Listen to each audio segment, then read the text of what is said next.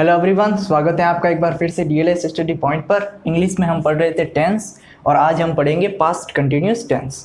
तो आइए शुरुआत कर लेते हैं। पास्ट कंटिन्यूस टेंस का प्रयोग कहाँ पर किया जाता है? जहाँ पर कोई एक्शन पास्ट में कंटिन्यूसली चल रहा होता है वहाँ पर हम पास्ट कंटिन्यूस टेंस का प्रयोग करते हैं। कोई काम यदि भूतकाल में लगातार चल रहा होता है तो वहाँ पर हम पास्ट कंटिन्यूस टेंस का प्रयोग करते हैं। अब पहचान क्या है? अब हिंदी में हम पहचान ऐसे कर सकते हैं कि सेंटेंस के लास्ट में रहा था, रही थी, रहे थे, इस प्रकार से आता है। और इंग्लिश में ये कुछ एडवर्ब्स या फिर ये कुछ वर्ड्स दिए गए होंगे किसी सेंटेंस में जिससे हमें पता चल जाएगा कि ये पास्ट कंटिन्यूस टेंस का सेंटेंस है। जैसे कि at that time, those days, still, while plus close. While के साथ क्लॉज का प्रयोग किया जाएगा तो उस क्लॉज में हमेशा पास्ट कंटिन्यूस टेंस का प्रयोग किया जाएगा। अब एग्जांपल से समझते हैं। I was writing a letter, मैं एक लेटर लिख रहा था, ये इसका मीनिंग हो जाएगा। राम वॉज वॉकिंग, राम घूम रहा था। सीता वॉज डांसिंग, सीता नाच रही थी, ये ऐसे हो जाएगा। तो ये सेंटेंस पास्ट कंटिन्यूस टेंस के हैं। अब पास्ट कंटिन्यूस टेंस में अफर्मेटिव सेंटेंस का यानी कि सकारात्मक वाक्यों का क्या स्ट्रक्चर रहता है उनको समझ लेते हैं। सबसे पहले सब्जेक्ट, उसके बाद में हेल्पिंग वर्ब के रूप में वॉज या वर, उसके बाद में V1 प्लस ING और उसके बाद में ऑब्जेक्ट। अब ये वॉज और वर यहाँ पर हेल्पिंग वर्ब के रूप में प्रयोग किए जा रहे हैं। अब वॉज का प्रयोग किसके साथ होगा और वर का प्रयोग किसके साथ होगा इसको देख लेते हैं। आई, ही, शी, इट और सिंगुलर नाउन के साथ हमेशा वॉज का प्रयोग होगा और वी, यू, दे और प्लूरल नाउन के साथ हमेशा वर का प्रयोग होगा। इस बात का हमें ध्यान रखना है। एग्जाम्पल से और ज़्यादा क्लियर हो जाएगा। Ram was going to school, Ram school जा रहा था। Ram subject, was helping verb, क्योंकि राम एक सिंगुलर नाउन है तो इसके साथ हमेशा पास्ट कंटिन्यूस टेंस में वॉज का प्रयोग किया जाएगा। Going, go plus ING, V1 plus ING का प्रयोग किया गया है और फिर उसके बाद में स्कूल ऑब्जेक्ट का प्रयोग किया गया है। इस स्ट्रक्चर में है तो ये पास्ट कंटिन्यूस टेंस का अफर्मेटिव सेंटेंस हो जाएगा। आई वॉज प्लेइंग क्रिकेट, मैं क्रिकेट खेल रहा था। आई सब्जेक्ट, अब आई के साथ वॉज का प्रयोग होगा हमेशा। उसके बाद में V1 प्लस ING प्ले और उससे बन गया प्लेइंग क्रिकेट ऑब्जेक्ट। तो ये सेंटेंस भी इस स्ट्रक्चर में है, ये भी पास्ट कंटिन्यूस टेंस का अफर्मेटिव सेंटेंस है। अब वी वर लॉफिंग, हम हंस रहे थे। यहाँ पर वी सब्जेक्ट, वी के साथ हमेशा वर का प्रयोग होगा पास्ट कंटिन्यूस टेंस में। Laughing, loaf plus ING, V1 plus ING, यहाँ पर वर्ब का प्रयोग किया गया है। तो ये सेंटेंस भी पास्ट कंटिन्यूस टेंस का सेंटेंस हो जाएगा, अफर्मेटिव सेंटेंस हो जाएगा। चलिए अब हम पास्ट कंटिन्यूस टेंस के नेगेटिव सेंटेंसेस को देख लेते हैं, नकारात्मक वाक्यों को देख लेते हैं कि इनमें पास्ट कंटिन्यूस टेंस में क्या स्ट्रक्चर रहता है। सबसे पहले सब्जेक्ट, उसके बाद में वॉज वर्ब हेल्पिंग वर्ब, उसके बाद में नॉट, फिर V1 प्लस ING और ऑब्जेक्ट। हमेशा हेल्पिंग वर्ब और मेन वर्ब के बीच में नॉट का प्रयोग किया जाता है नकारात्मक बनाने के लिए। अब एग्जाम्पल से और ज़्यादा क्लियर हो जाएगा। Ram was not going to school, Ram school नहीं जा रहा था, ये इसका मीनिंग हो जाएगा। सब्जेक्ट, उसके बाद में वॉज, उसके बाद में नॉट नकारात्मक बनाने के लिए, गोइंग मेन वर्ब और टू प्रीपोजिशन और स्कूल यहाँ पर ऑब्जेक्ट हो जाएगा। Subject, was verb, not, V1 plus ING और उसके बाद में ऑब्जेक्ट। तो ये सेंटेंस नेगेटिव सेंटेंस है पास्ट कंटिन्यूस टेंस का, क्योंकि ये इस स्ट्रक्चर में है। I was not playing cricket, मैं क्रिकेट नहीं खेल रहा था। आई, उसके बाद में हेल्पिंग वर्ब वॉज वर्ब, फिर नॉट नकारात्मक बनाने के लिए, प्लेइंग, V1 प्लस ING और object. Subject, was verb, not, V1 plus ING और ऑब्जेक्ट। ये इस स्ट्रक्चर में यानी कि ये भी पास्ट कंटिन्यूस टेंस का नेगेटिव सेंटेंस है। We were not laughing, then again subject, helping verb was या वर, नॉट नकारात्मक बनाने के लिए और लॉफिंग, V1 प्लस ING। तो ये तीनों के तीनों सेंटेंस जो है वो नेगेटिव सेंटेंस है पास्ट कंटिन्यूस टेंस के। ये हमें इस स्ट्रक्चर से पता चल रहा है। अब हम इंटरोगेटिव सेंटेंस को समझ लेते हैं। पास्ट कंटिन्यूस टेंस में इंटरोगेटिव सेंटेंसेस यानी कि प्रश्नवाचक वाक्यों का क्या स्ट्रक्चर रहता है उनको समझ लेते हैं। सबसे पहले वॉज वर्ब, ये हमें पता है कि क्वेश्चन बनाने के लिए हमेशा हेल्पिंग वर्ब को आगे लेके आ जाते हैं। उसके बाद में सब्जेक्ट, उसके बाद में V1 प्लस ING, फिर ऑब्जेक्ट और फिर क्वेश्चन मार्क। एग्जाम्पल से समझ लेते हैं। Was Ram going to school, क्या राम स्कूल जा रहा था, ये इसका मीनिंग हो जाएगा। अब was helping verb, Ram subject, going V1 plus ING, to preposition और स्कूल ऑब्जेक्ट हो जाएगा। तो ये इस स्ट्रक्चर में है यानी कि ये सेंटेंस पास्ट कंटिन्यूस टेंस का इंटरोगेटिव सेंटेंस हो जाएगा। वॉज आई प्लेइंग क्रिकेट, क्या मैं क्रिकेट खेल रहा था, ये इसका मीनिंग हो जाएगा।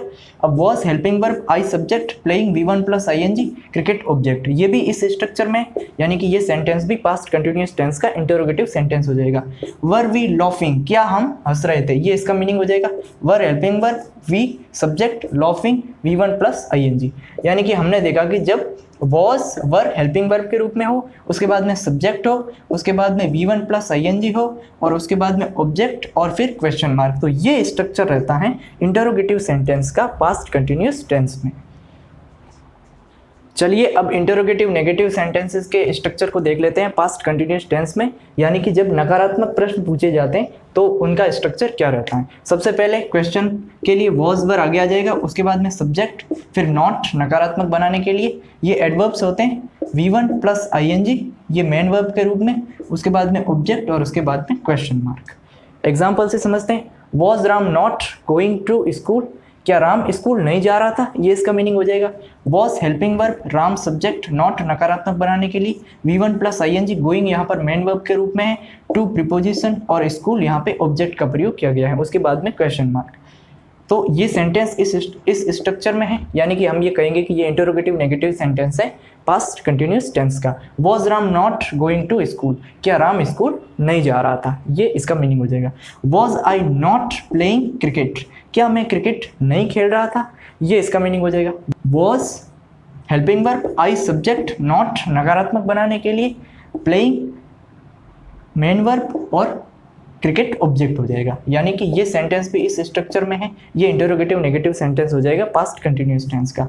वर we not laughing, were helping verb, we subject, not नकारात्मक बनाने के लिए, laughing loaf + ing, V1 + ing यहाँ पर मेन वर्ब के रूप में इस स्ट्रक्चर में है, तो ये सेंटेंस भी पास्ट कंटिन्यूस टेंस का इंटरोगेटिव नेगेटिव सेंटेंस हो जाएगा। तो बेसिकली टेंस में हमने अब तक क्या सीखा है कि भाई जो स्ट्रक्चर होता है वो बहुत ही ज़्यादा महत्वपूर्ण है, उसको समझना ज़रूरी है, और अलग अलग टेंस का अलग अलग स्ट्रक्चर होता है। चलिए अब हम पास्ट कंटिन्यूस टेंस की थोड़ी प्रैक्टिस कर लेते हैं। ये 4 सेंटेंसेस दिए गए हैं, पहले आप खुद से ट्राई कीजिए, फिर हम इनको डिस्कस करेंगे। चलिए अब हम इनको डिस्कस कर लेते हैं। सबसे पहले सेंटेंस को देखते हैं। आई blank read my book at that time. अब एट दैट टाइम इससे पता चल रहा है कि ये पास्ट कंटिन्यूस टेंस का सेंटेंस है। आई के साथ हेल्पिंग वर्ब का प्रयोग या तो वॉज या फिर वर। आई के साथ किसका प्रयोग होगा, वॉज का प्रयोग होगा। अब या तो हेल्पिंग वर्ब के रूप में वॉज या फिर वर, ये हमें पता चल चुका है। तो अब हम सब्जेक्ट के हिसाब से वॉज या वर का प्रयोग करेंगे। आई वॉज, अब रीड इसका बन जाएगा रीडिंग, वॉज या वर उसके बाद में ing। तो I was reading my book at that time, उस समय मैं अपनी पुस्तक पढ़ रहा था, ये इसका मीनिंग हो जाएगा। Those days they blank help me. अब दे के साथ वॉज का प्रयोग होगा या फिर वर का, प्लूरल सब्जेक्ट के साथ हमेशा वर का प्रयोग होता है, और हेल्प इसका ing बन जाएगा helping. Those days they were helping me, उन दिनों वे मेरी हेल्प कर रहे थे, ये इसका मीनिंग हो जाएगा। अब ये वाइल वाले जो सेंटेंसेज हैं, 2 सेंटेंसेज हैं, इनको डिस्कस कर लेते हैं। Her phone fell into the river while she blank make a video. उसका फ़ोन जो है वो नदी में गिर गया जब वह वीडियो बना रही थी। हमें बेसिकली ये मीनिंग देना है, यानी कि अब वाइल के बाद जो क्लॉज आया है, अब यहाँ पर 2 क्लॉज हैं, एक ये क्लॉज है और एक ये क्लॉज है। तो वाइल के बाद जो क्लॉज होता है उसमें हमेशा पास्ट कंटिन्यूस टेंस का प्रयोग किया जाता है, शी। अब इसके बाद में वॉज या वर, यानी कि शी के साथ वॉज का प्रयोग किया जाएगा, मेक से ing बन जाएगा making. She was making a video. तो यहाँ पर ये ऐसे होगा, her phone fell into the river while she was making a video. उसका फ़ोन नदी में गिर गया जब वह वीडियो बना रही थी, ये इसका मीनिंग हो जाएगा। अब नेक्स्ट सेंटेंस को देखते हैं। अब यहाँ पर हमने एक चीज़ को नोटिस किया है कि भाई वाइल के बाद जो क्लॉज होता है उसमें हमेशा पास्ट कंटिन्यूस टेंस का प्रयोग किया जाता है, और जो दूसरा क्लॉज होता है उसमें पास्ट इंडेफिनिट टेंस का प्रयोग किया जाता है। तो इस सेंटेंस में भी अब हमें यही करना है। यहाँ पर 2 ब्लैंक दे रखे हैं, while he blank walk in the garden a snake, फिर ब्लैंक बाइट हिम। अब यहाँ पे दो ब्लैंक हैं। अब वाइल के बाद वाले क्लॉज में हमेशा पास्ट कंटिन्यूस टेंस का प्रयोग होगा। अब ये के साथ वॉज और वॉक से बन जाएगा walking. While he was walking in the garden a snake. अब यहाँ पर अब जब दो क्लॉज होते हैं वाइल के, तो वाइल के बाद वाले क्लॉज में हम पास्ट कंटिन्यूस टेंस का प्रयोग करते हैं और दूसरे क्लॉज में पास्ट इंडेफिनिट टेंस का प्रयोग करते हैं। पास्ट इंडेफिनिट टेंस जो हमने पिछले लेक्चर में डिस्कस किया था। अब यहाँ पर हमें वर्ब का प्रयोग करना है। पास्ट इंडेफिनिट टेंस में वर्ब की सेकंड फॉर्म का प्रयोग किया जाता है, यानी कि बाइट की सेकंड फॉर्म हो जाएगी बिट। तो ये ऐसे बन जाएगा, while he was walking in the garden a snake bit him. जब वह घूम रहा था, जब वह गार्डन में घूम रहा था तो एक स्नेक ने उसे काटा। ये इसका मीनिंग हो जाएगा। तो चलिए आज अपना ये पास्ट कंटिन्यूस टेंस पूरा हुआ।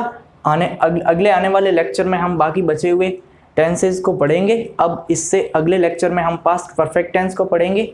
निरंतर जुड़े रहिए हमारे इस चैनल के साथ। हम पूरा BSTC का कोर्स करेंगे इसी चैनल पर।